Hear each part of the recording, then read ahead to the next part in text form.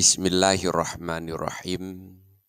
Hadis yang ketujuh dari 50 hadis sulasiyat, yaitu hadis-hadis yang membicarakan tentang hal-hal 3 perkara dengan judul salah satu dain yaqdihillahu yaumal qiyamah. Ada 3 macam hutang yang dibayar oleh Allah pada hari kiamat.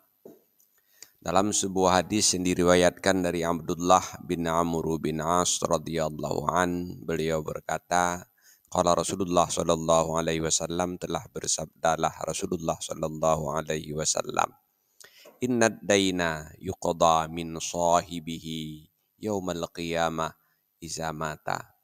Seseorang yang meninggal dunia dan masih terikat dengan hutang, ia harus membayarnya di hari kiamat. Illa man tadayyana fi salasi khisalin, kecuali hutang yang dilakukan pada 3 perkara. Rajulun yadha'afu quwwatuhu fi sabilillah fayastadinu yataqawwa bihi li'aduwillahi wa aduwi.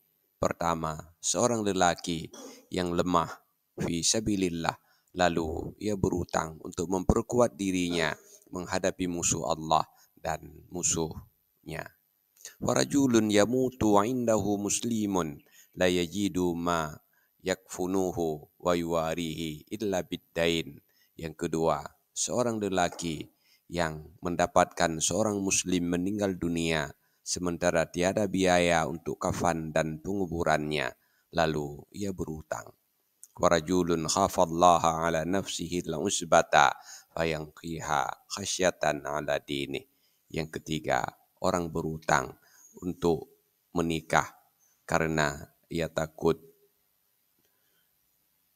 kerusakan agamanya.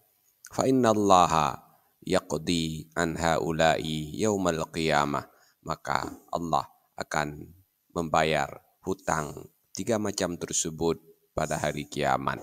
Wallahu a'lam bishawab. Walhamdulillahi rabbil alamin.